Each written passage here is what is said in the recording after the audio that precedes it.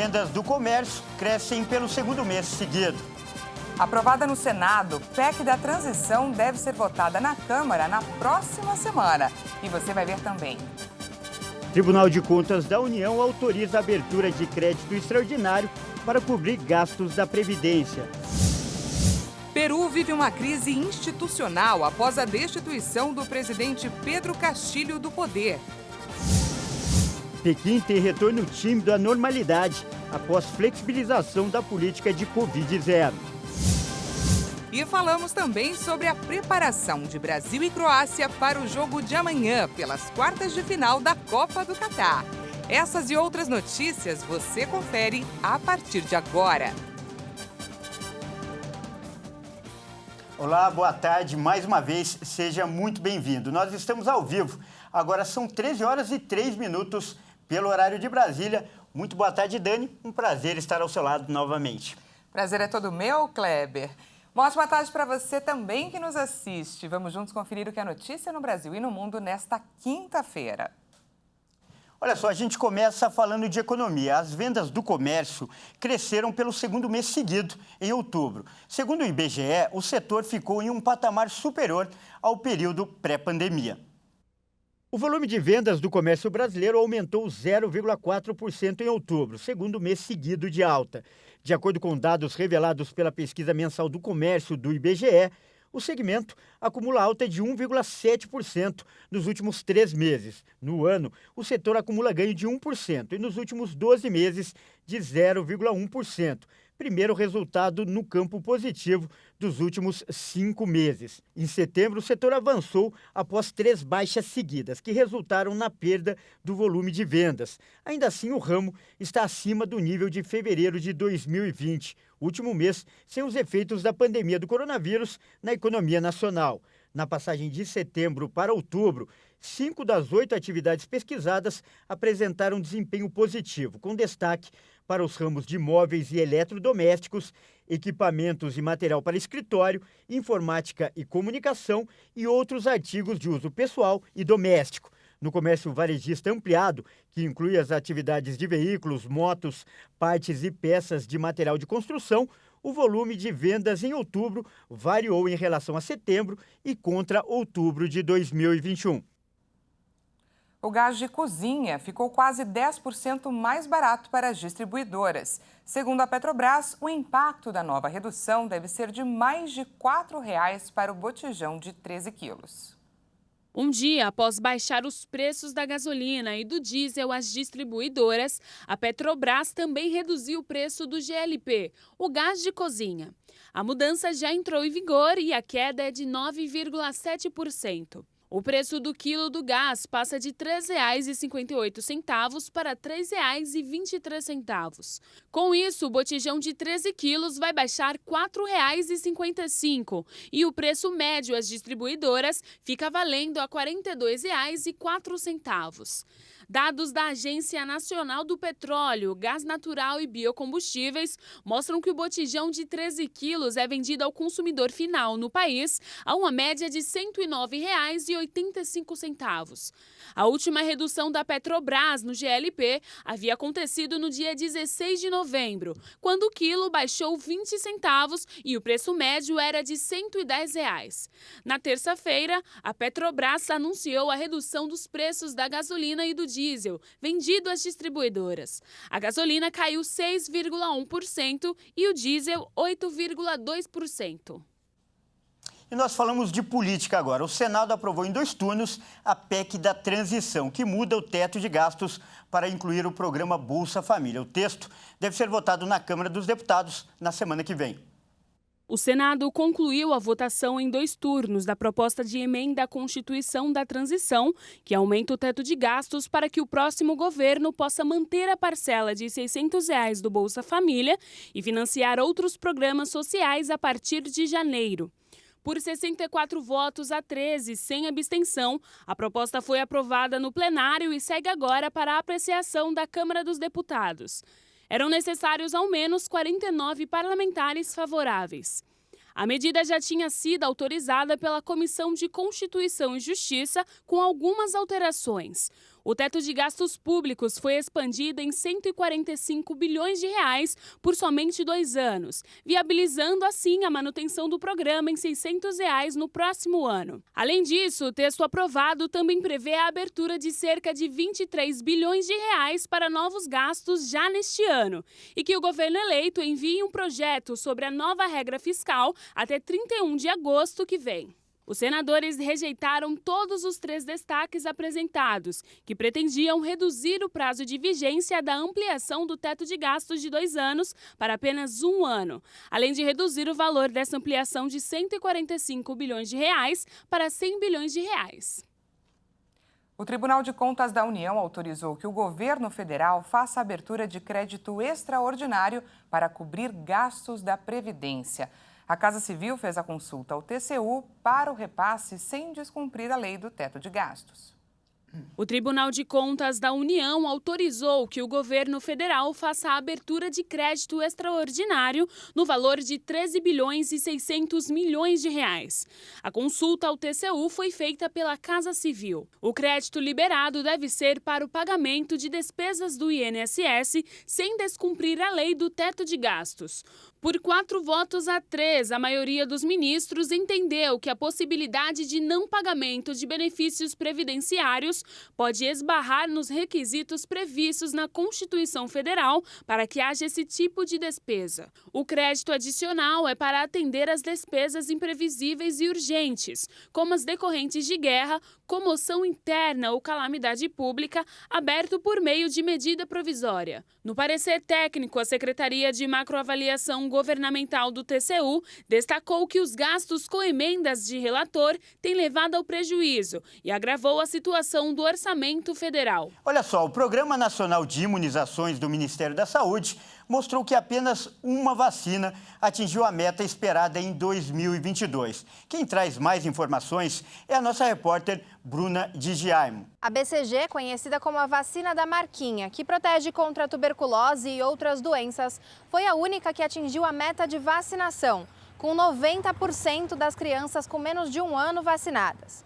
E mesmo com esse índice, existe uma preocupação muito grande com relação aos baixos números da vacinação das crianças no Brasil. Segundo dados da Fiocruz, a tríplice viral, que protege contra o sarampo, a cachumba e a rubéola, a tetraviral, que protege contra as mesmas doenças que a tríplice, com mais a varicela, e a hepatite A, o número de vacinados é ainda menor. A cobertura dessas vacinas é de menos de 50% do público-alvo. A cobertura nacional contra DTP, poliomielite, pneumocócica, meningite C, hepatite B e influenza tipo B ficou acima de 70%. Um número bom, mas ainda abaixo da meta de 95%.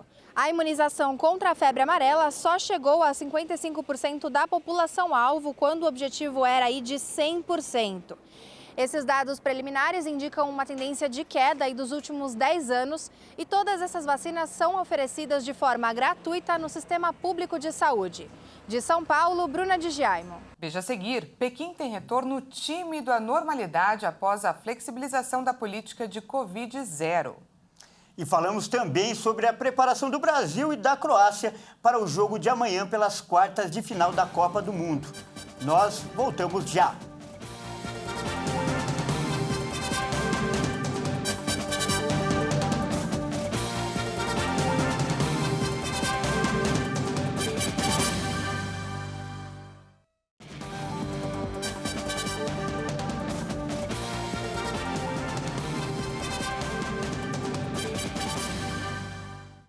Seja bem-vindo mais uma vez, estamos de volta ao vivo, agora 1h13 pelo horário de Brasília. E chegou a hora de falar de Copa do Catar.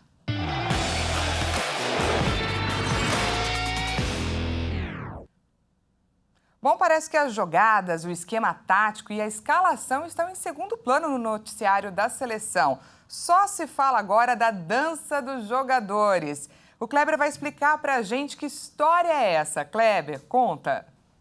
Pois é, Dani, por mais incrível que pareça, as coreografias que os jogadores fazem a cada gol marcado têm causado bastante polêmica. Alguns ex-atletas de outros países consideram falta de respeito, Mas o técnico Tite disse na entrevista coletiva agora há pouco que as danças vão sim continuar e que elas, inclusive, fazem parte da cultura do brasileiro. Acompanhe.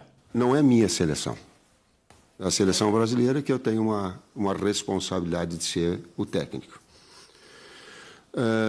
Eu lastimo muito e não vou ficar fazendo comentários de quem não conhece a história brasileira, a cultura do Brasil, a forma, o jeito de ser de cada um. Então, a esses que têm, um ruído à parte. Eu quero ter a conexão com o meu trabalho, com as pessoas com quem se identificam comigo, com quem se identificam com o trabalho, com sabe do respeito, com sabe da minha história. Então, essa que eu fico atenção e dou meu coração. Até porque ela é muito discreta e vai continuar sendo. Vai continuar sendo. Porque eu respeito a cultura e o jeito que eu sou e a equipe que eu trabalho, a seleção com que eu trabalho. Falando nisso, em termos de educação, eu vi o Milton Leite ali, a gente estava falando a respeito de Pelé e educação. Eu quero dizer, Milton, que a Thaís, que é professora da Escola de Pauliceia, seguramente nós vamos estar identificando elas, que também tem talvez uma série de meninos que vai dançar também, porque é a cultura brasileira quando sai o gol. E ela não vai desmerecer nenhum outro, porque é a nossa forma de ser, é o nosso jeito de ser. Em termos culturais, que a gente possa ajudar também na educação dos meninos lá da escola, e nós vamos continuar sendo do nosso jeito. E a gente continua falando da seleção que fez o último treino a pronto para a partida contra a Croácia. A atividade aconteceu agora há pouco no estádio Gran Hamá. E o técnico Tite contou com todos os jogadores que ele tem à disposição, inclusive o lateral Alexandro, que não jogou a última partida por causa de uma contusão. Apesar de estar recuperado, o jogador não deve ser utilizado pelo treinador na partida. A tendência é que o Brasil jogue com a mesma escalação da última partida, do último jogo contra a Coreia do Sul. O time é o seguinte: Alisson, Danilo, Militão, Thiago Silva, Marquinhos, Casemiro, Paquetá, Neymar, Rafinha, Richarlison e Vini Júnior. Esse, então, deve ser aí o time que começa amanhã. Vamos falar um pouco também dos nossos adversários. Os jogadores da Croácia afirmaram que o Brasil é o favorito para o jogo de amanhã pelas quartas de final da Copa do Mundo do Catar, mas pretendem fazer jogo duro para sair com a vitória e a classificação. A Croácia segue com a preparação para a partida das quartas de final da Copa do Mundo do Catar contra o Brasil. Os jogadores admitem que o adversário é favorito, mas prometem um jogo duro para voltar mais uma vez à semifinal da competição, como fizeram em 1998 e em 2018. Igranjem u Premier Ligi sam navikao na borbu e na teške utakmice. Estamos acostumados a jogos muito físicos no campeonato inglês e é isso que temos que fazer contra o Brasil. Queremos mostrar nossa qualidade técnica também, mas queremos mostrar nossa qualidade física em cada duelo, cada posse de bola. Isso vai ser muito importante nessa partida e temos 2 dias para descansar e nos preparar da melhor maneira. I mi smo spremni na to. Imamo još 2 dana da se dobro pripremimo, dobro odmorimo i pokažemo pravu Hrvatsku u petak. Kako ih zaustaviti? Pa zaustaviti ih trebamo svih 11 igrača. Kogod bude igrao, kao što sam rekao. Como parar o Brasil, temos que parar todo o time, não importa quem estiver em campo. Eles têm um time incrível e jogadores fantásticos que atuam nos melhores times do mundo. Ne treba previše riječi trošiti na njih, tako da mi smo spremni na tu borbu. A što se tiče riječi, dosta razumijem. Brasil e Croácia se enfrentam nesta sexta-feira, ao meio-dia do horário de Brasília, no estádio Cidade da Educação. A seleção que se classificar enfrenta o vencedor de Holanda e Argentina na semifinal. E dia de véspera de jogo é dia de Copa do Palpite. Eu vou começar com o meu aqui. Eu acredito que o Brasil vença por 2-0 e a gente vai para a semifinal. E você, Dani, tá otimista? Otimista eu estou, mas quem acompanha aqui o jornal sabe quanto eu sou ruim nessa história de palpite. Eu vou me arriscar 2-1. Vou dar um golzinho para eles. Bom, agora eu sigo com um destaque internacional. Em plena crise política, o Peru registrou manifestações contra e a favor da destituição do ex-presidente Pedro Castillo, que foi retirado do poder nessa quarta-feira, ontem, após uma tentativa frustrada de golpe de Estado. A ex-vice de Castillo e atual líder peruana, Dina Boluarte, assume então a presidência com a difícil missão de pacificar o país. Castilho começou o dia como líder do país, mas terminou detido e acusado de cometer o crime de rebelião após uma tentativa frustrada de dissolver o Congresso. Horas antes de o parlamento debater a moção que acabou tirando Castilho do poder, o ex-presidente anunciou a dissolução do legislativo, um toque de recolher e a instalação de um governo de exceção. Em resposta, os ministros de Castilho renunciaram, as Forças Armadas e a polícia comunicaram que não o apoiariam e o Congresso decretou a destituição do ex-presidente. Mais tarde, os parlamentares tomaram o juramento da ex-vice de Castilho e nova presidente do Peru, Dina Boluarte. Pela defesa da democracia, Pedro Castilho tentou fechar o Congresso e dar um golpe de Estado. Totalmente ilegal. Ele não pode dissolver o Congresso sem motivo. Um dos motivos para destituir o presidente é fechar o parlamento, algo lamentável e inconstitucional. Ele é parte da corrupção e comete delitos contra a Constituição. Sinto por Castilho e pela família dele, mas ele tem que ser preso. Ele mesmo causou tudo isso. Pedro Castilho foi levado a uma base policial no leste de Lima. O Ministério Público se dirigiu ao Palácio do Governo em busca de mais provas para as investigações de corrupção. Desde que assumiu a presidência em julho de 2021, Castilho teve atritos com o Congresso e com o Ministério Público, que o acusa de chefiar uma organização criminosa responsável por fraudar contratos públicos e receber dinheiro em troca de favores políticos. Desde o início, nunca deixaram o presidente Pedro Castilho trabalhar. Ele sempre foi caluniado, por isso estamos passando por essa situação. É preciso fechar o Congresso. Foi um ataque premeditado pela organização criminosa que se instalou no Congresso. Não são todos, mas a maioria dos congressistas que votou pela destituição. Onde já se viu destituírem um presidente e a polícia estar esperando para levá-lo preso?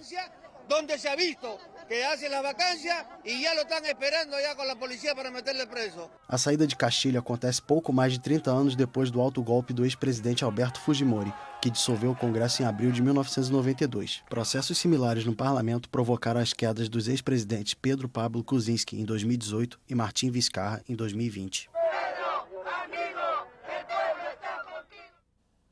E o presidente da Rússia, Vladimir Putin, admitiu que a guerra na Ucrânia já está durando muito, mas ele garantiu que só usaria uma arma nuclear em resposta a um ataque. Putin acrescentou que a ameaça de uma guerra nuclear está crescendo e culpou os americanos e os europeus, que dão forte apoio financeiro e militar à Ucrânia. Em relação à guerra nuclear, você está certo. Essa ameaça está crescendo, com toda honestidade. O fato é que a Rússia não atacará primeiro, em hipótese alguma.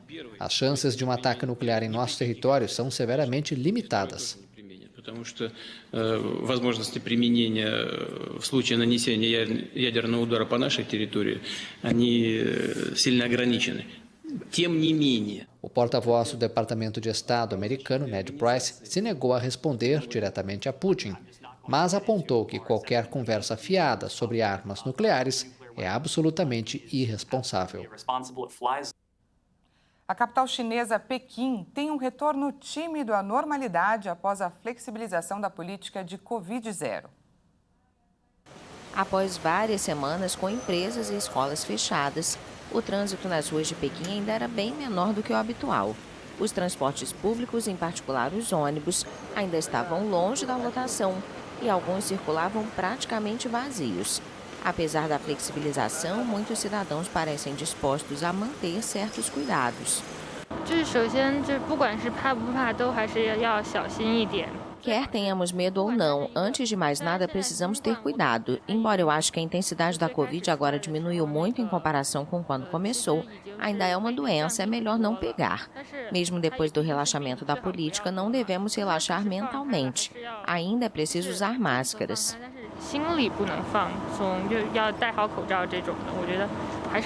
A China registrou nas últimas semanas uma onda de contágios de coronavírus, mas com um número de infectados muito pequeno para a população chinesa. 21.165 novos casos nesta quinta-feira, entre 1 bilhão e 400 milhões de pessoas. Mas depois das grandes manifestações de novembro, que evidenciaram a irritação de parte da população, as autoridades de saúde nacionais anunciaram na quarta-feira a flexibilização das restrições, com a esperança de estimular a economia asfixiada pela estratégia Covid-0. E olha só, agora nós vamos mostrar uma incrível história de superação, né, Dani? E que superação, Kleber. Isso mesmo. E de que é possível reverter as situações mais difíceis, mesmo quando tudo parece perdido. E o personagem dessa história é o bombeiro Jairo, mais um herói brasileiro. Tudo começou quando o sargento arriscou a vida para salvar um turista no mar do Ceará. Depois ele voltou para pegar o equipamento e acabou ficando à deriva. Para sobreviver, ele teve que nadar 5 quilômetros de volta à praia. Mas Jairo nunca desistiu. O sargento do Corpo de Bombeiros, que havia sumido no mar após salvar um turista francês no Ceará, reapareceu vivo após nadar por mais de 4 horas. Foram cerca de 5 quilômetros da praia de Jericoacoara até a praia de Tatajuba, no litoral oeste do estado. O bombeiro Jairo, de 36 anos, entrou no mar para tirar um turista que se afogava na praia de Jericoacoara e o trouxe de volta à faixa de areia. Em seguida, ele voltou ao mar em uma moto aquática para tentar recuperar o equipamento de kitesurf do francês quando desapareceu. Ele contou que a pipa do kitesurf entrou na turbina e danificou a moto aquática.